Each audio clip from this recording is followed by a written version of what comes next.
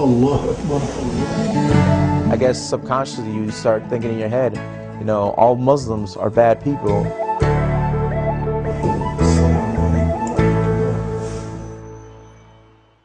You started feeling the effects of this since you joined the military.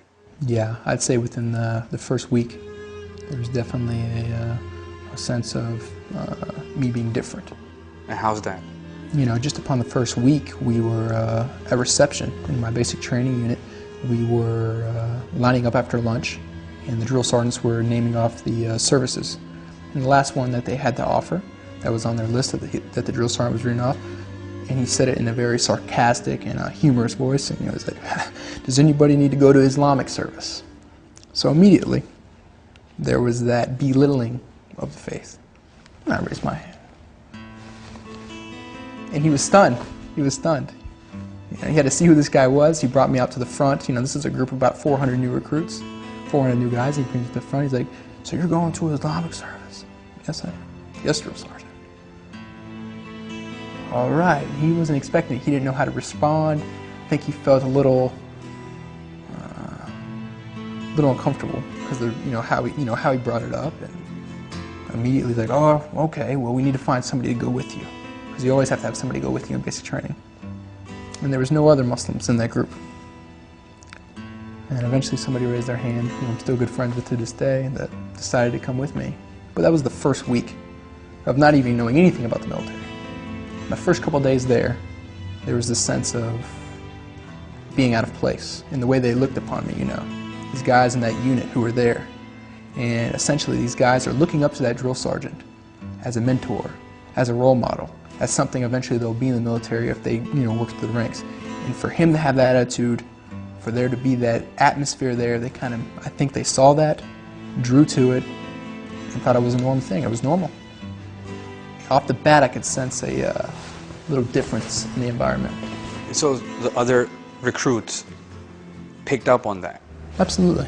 And they said, okay, my boss is doing this to this guy, so it makes it doable for me too. Sure.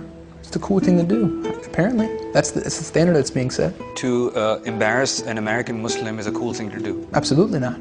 In that environment, at that time, in that arena, yes, absolutely. In the military right now, sure.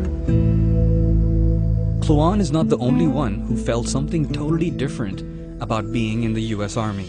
Others have felt the undertones as well, at least those who are willing to speak, like Chad and Arnold.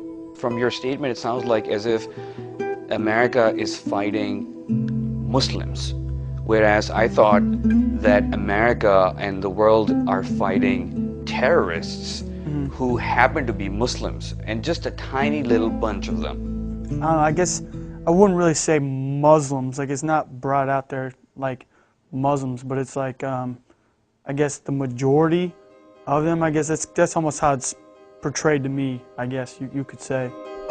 U.S. Army Specialist Arnold Mendez. You kind of get those undertones because you're going through basic training. You're being taught to fight as a cohesive unit. You're taught about brotherhood. Take care of your battle buddy. Look out for your platoon. Look out for your squad. Look out for U.S. Army. Just army of one. And then you have to come together against someone. And even though they might not come out and say we're gonna go fight Muslims, but who we're two wars right now that we're fighting, and they make you feel like you're fighting against Muslims, even if they don't say those words. That's kind of like the undertones of everything that we do and everything that they say. I still wasn't clear about what these guys meant when they said the undertones are there. So I asked Arnold again, what exactly is he trying to say? They have the sights set up, the fobs set up, and the guys who are playing the insurgents, the terrorists, whatever you want to call them, these guys are dressed up in a certain manner. They're portrayed to be of Muslim faith. They're not portrayed to be just anybody. So that's why I said it has those undertones, that, and I guess subconsciously you start thinking in your head, all Muslims are bad people.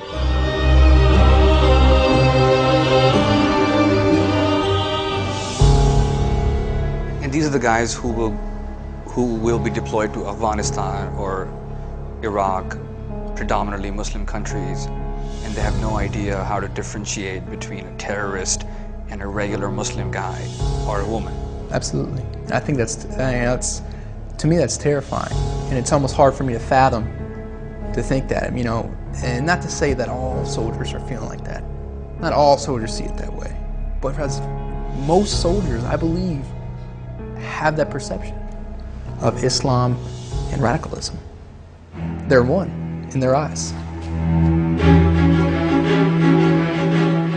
So I put the same questions to Kluan's commander at Fort Hood, Captain Christopher Arata. He says there are good and bad people in all faith groups, but we just can't label an entire demographic just because of a few bad people. Do you think all Muslims are terrorists? Absolutely not. You know, it's again, it's just one of those silly notions that, you know, people come up with. It's you know, a small percentage of Muslims, you know, are, you know, what we consider, you know, insurgents. You know, anti-Iraqi or anti-Afghan forces are, you know, absolutely. They do exist. I mean, there's no question about that, absolutely.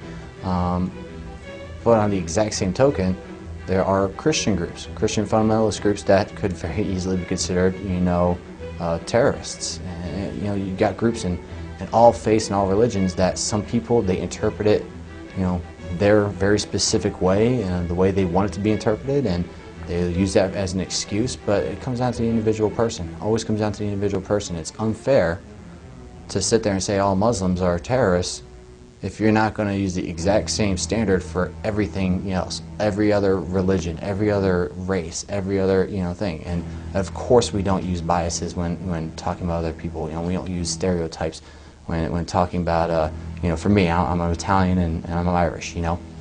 People don't talk about me like, you know, stereotypical Italian things or stereotypical Irish things. They just take me for who I am. Allah Akbar. God and Allah, they're the same person. You know, they just have a different name.